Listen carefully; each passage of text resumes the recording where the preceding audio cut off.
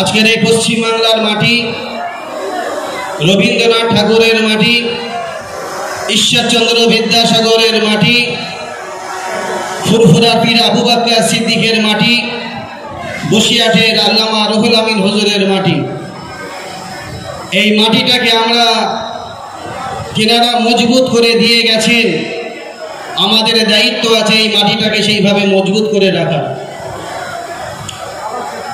যেভাবে পশ্চিমবাংলার মাননীয় মুখ্যমন্ত্রী মমতা বন্দ্যোপাধ্যায়, অভিষেক ব্যানার্জি বাবু যেভাবে হিন্দু মুসলমান দলিত আদিবাসী সবাইকে এক জায়গায় দাঁড়িয়ে শান্তির বার্তা দিয়ে আসছেন, সব ধর্মের মানুষকে এক জায়গায় রেখে পশ্চিমবাংলার জমিনটাকে সাজাচ্ছে।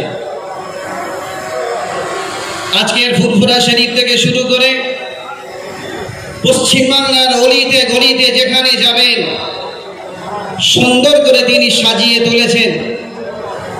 ফুরফুরা শরীফে তিনি অনেক কাজ করেছেন, তারকেশ্বরে তিনি অনেক কাজ করেছেন, গঙ্গাসাগরে তিনি অনেক কাজ করেছেন। আজকে বিজেপি নামক একটা দল,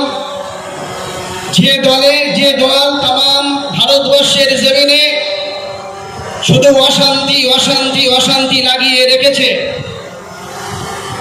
আজকের এই পশ্চিম বাংলার কিছু সংখ্যক মানুষ তারা উঠে পড়ে লেগেছে সেই অশান্তিটা আজকের এই পশ্চিম বাংলার মাটিতে করতে হবে। তবে বাবু, এই পশ্চিম বাংলার জমিনে এটা চলবে না। এই পশ্চিম বাংলার হিন্দু মুসলমান দলিত আদিবাসী এক জায়গায় দাঁড়িয়ে পশ্চিম বাংলার মুখ্যমন্ত্রী মমতা বন্দ্যোপাধ্যায়ের হাতটাকে মজবুত করে দিচ্ছে। বিশেষ করে যারা আজকের এই জমিনে এই মাটিতে দাঁড়িয়ে বড় বড় কথা বলে গেছেন, তেনাদেরকে উদ্দেশ্য করে আমি বলছি, আপনারা এই মাটিতে থেকে নিজের ঘরগুলোকে আপনারা গুছিয়েছেন। আজকে বাঁচার জন্য আপনারা অনেক কথা বলতে শুরু করেছেন, তবে এই পশ্চিম বাংলার মাটিতে আপনাদের জায়গা নয়, আপনারা জায়গা করতে পারবেন না। তার কারণ এই পশ্চিম